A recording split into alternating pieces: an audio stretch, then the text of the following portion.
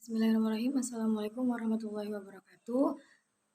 Perkenalkan, saya Anissa Oktaviani dan teman saya Rizka Risnayanti. Kami akan mempresentasikan hasil review dari jurnal yang telah kami lakukan mengenai pencemaran tanah.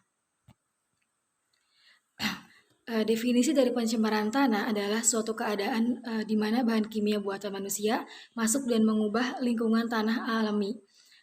Kemudian dikutip dari Conversation Institute bahwa definisi pencemaran tanah adalah suatu kerusakan dan kontaminasi tanah melalui tindakan langsung dan tidak langsung manusia.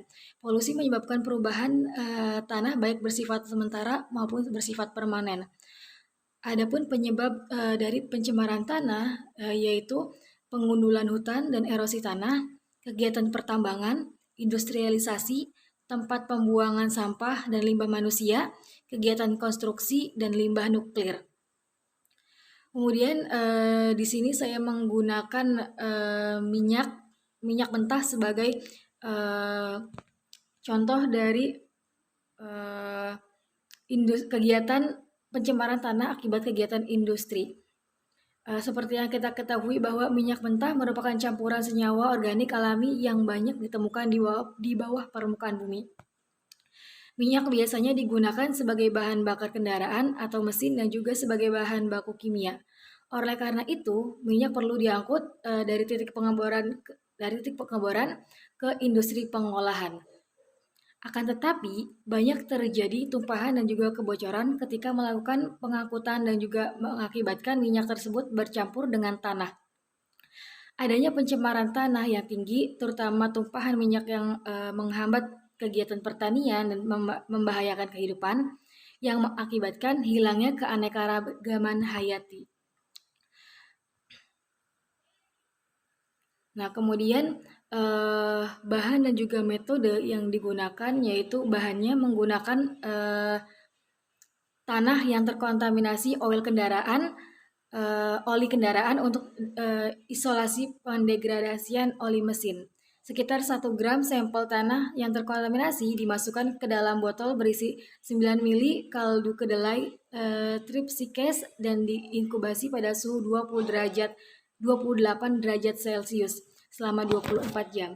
Kemudian pertumbuhan yang diperoleh di subkultur dalam media garam mineral kultur didiamkan pada suhu 28 derajat Celcius selama 72 jam dan dikocok untuk memastikan tercampurnya media dan minyak mentah secara terus-menerus. Metode yang digunakan yaitu bioremediasi, yaitu proses yang menggunakan sebagian tanah yang telah dipisahkan dengan ukuran 30 cm x 30 cm. Kemudian dibuat garis batas antara tanah yang sudah disterilisasikan dan tanah kebun yang menggunakan polyethylene bag. Kemudian analisis dan juga hasil yang didapatkan, analisisnya kandungan logam berat pada tanah bioremediasi dianalisis secara spektrofometris setelah ekstraksi kation dengan ditionit seperti yang dijelaskan oleh Osuju dan Onojake tahun 2004. Minyak sisa diekstraksi dari tanah remediasi dan diproses dibersihkan sebelum dilakukan kromatografi gas dan spektrometri massa. Kemudian hasil yang didapatkan yaitu penelitian menunjukkan bahwa semua sampel tanah tercemar mengandung logam berat dalam jumlah tinggi seperti yang dikemukakan oleh Osuju dan Onojake. Pada tanah yang tercemar minyak mentah, kandungan logam berat bervariasi dengan jumlah lumpur limbah yang berbeda dan sebagian besar mengandung kobalt, kadium, kromium, dan magnesium, logam berat yang terkait dengan oli mesin. Mencemari tanah dan ini dideteksi dengan menganalisis oli mesin yang digunakan selama proses kontaminasi. Selain itu, lumpur limbah juga mengandung logam berat, namun kandungannya 80% lebih dari oli mesin yang digunakan. Sekian, kemudian presentasi akan dilanjutkan oleh Rizka Risnayanti. Perkenalkan, nama saya Rizky Risnayanti. Saya dari kelompok 6, di sini saya akan menjelaskan mengenai polutan. Assalamualaikum warahmatullahi wabarakatuh. Oke, di sini saya Rizka Risnayanti akan melanjutkan materi yang telah disampaikan oleh Teh Anissa. Di sini saya akan menyampaikan materi mengenai polutan. Polutan atau polusi tanah mengacu pada adanya bahan kimia beracun, polutan atau konstaminan di tanah dalam konsentrasi yang cukup tinggi untuk menimbulkan risiko terhadap kesehatan manusia dan atau ekosistem. Kemudian beberapa polutan tanah yang paling berbahaya adalah xenobiotika. Xenobiotika itu adalah zat yang tidak alami, ditemukan di alam dan disintesis oleh manusia. Istilah xenobiotika ini dari Yunani, yaitu xenos yang artinya orang asing dan bios yang artinya hidup. Kemudian polusi tanah itu dapat dibedakan menjadi dua. Yang pertama yaitu secara alami menyebabkan polusi tanah, dan yang kedua polusi tanah antropogenik atau yang disebabkan oleh aktivitas manusia. Kemudian ada efek dari polutan atau polusi tanah bagi kesehatan. Terkontaminasi atau tidak tercemar secara langsung mempengaruhi kesehatan manusia melalui kontak langsung dengan tanah atau melalui inhalasi kontaminan tanah yang telah menguapkan. Ancaman yang potensial lebih besar dimaksudkan oleh infiltrasi kontaminasi tanah menjadi akuifer air tanah yang digunakan untuk konsumsi manusia. Terkadang di daerah tampaknya jauh dari sumber terdepan dan kontaminasi tanah di atas. Ini cenderung mengakibatkan pengembangan penyakit terkait polusi. Konsekuensi kesehatan dari paparan kontaminasi tanah sangat bervariasi, tergantung pada jenis polutan, jenis serangan, dan kerentanan populasi yang terpapar. Paparan kronium terhadap kronium, timbal, dan logam lainnya, kemudian minyak bumi, pelarut, dan bahan formulasi pestisida dan herbisida dapat bersifat karsinogenik atau dapat menyebabkan gangguan kongenital atau dapat menyebabkan kondisi kesehatan kronis lainnya. Kemudian konsentrasi industri atau buatan manusia zat alami seperti nitrat dan amonia yang terkait dengan pupuk ternak di operasi pertanian juga telah diidentifikasi sebagai bahaya kesehatan di tanah dan air tanah.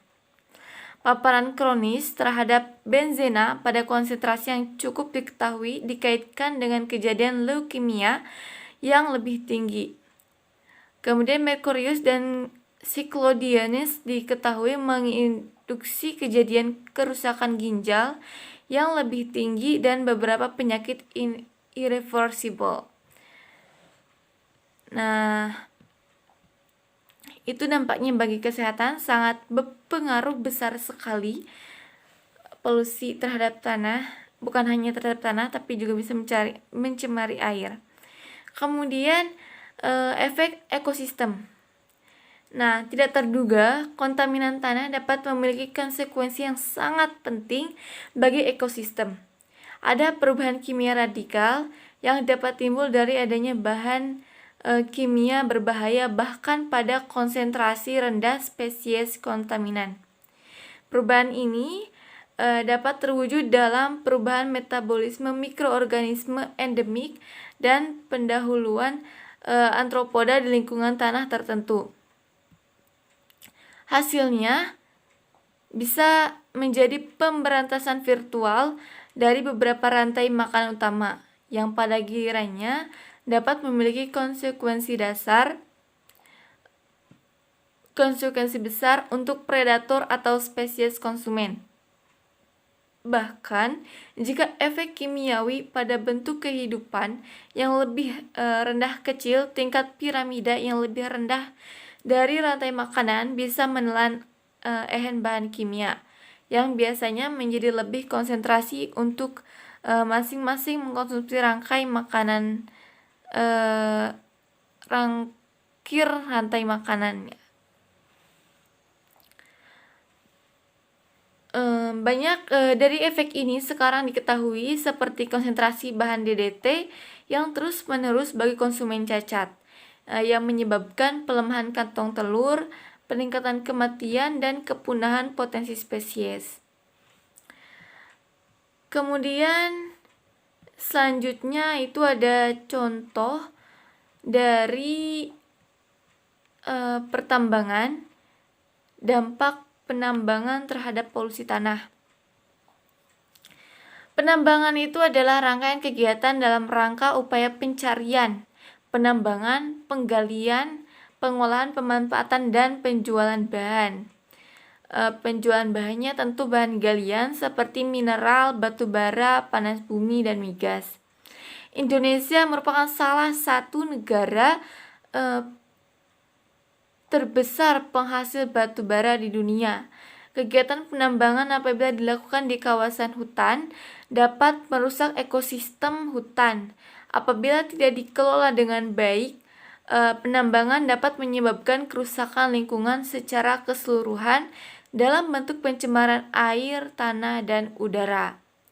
Kemudian selanjutnya ada dampak negatif pertambangan emas. Meningkatnya ancaman tanah longsor. Ini sudah jelas karena ketika penambangan emas berarti ada sesuatu yang diambil. Apabila secara besar maka akan mempengaruhi terhadap tanah. Itu bisa menyebabkan kelongsoran. Kemudian hilangnya vegetasi penutup tanah. Selanjutnya ada erosi tanah. Yang terakhir sedimentasi dan menurunnya kualitas air. Nah, kemudian ada solusi untuk polusi tanah. Yang pertama remediasi, yaitu kegiatan untuk membersihkan permukaan tanah yang tercemar. Selanjutnya bioremediasi, yaitu proses pembersihan pencemaran tanah dengan menggunakan mikroorganisme seperti jamur dan bakteri. Bioradiasi bertujuan untuk memecah atau mendegradasi zat pencemar menjadi bahan yang kurang beracun atau tidak beracun, seperti karbon dioksida dan air. Kemudian ada penggunaan alat atau return amalgam. Dalam pemijaran emas perlu dilakukan agar dapat mengurangi pencemaran Hg atau hemoglobin. Yang terakhir, perlu adanya kajian upaya pengelolaan lingkungan dan upaya pemantauan lingkungan atau kajian analisis mengenai dampak lingkungan atau AMDAL dalam menyusun kebijakan yang berkaitan dengan kegiatan pertambangan. Nah, setelah itu sekian untuk materi yang bisa saya sampaikan. Terima kasih. Baiklah, sekian presentasi dari kami mengenai pencemaran tanah. Kurang lebihnya kami mohon maaf. Wabillahi taufiq wal hidayah. Wassalamualaikum warahmatullahi wabarakatuh.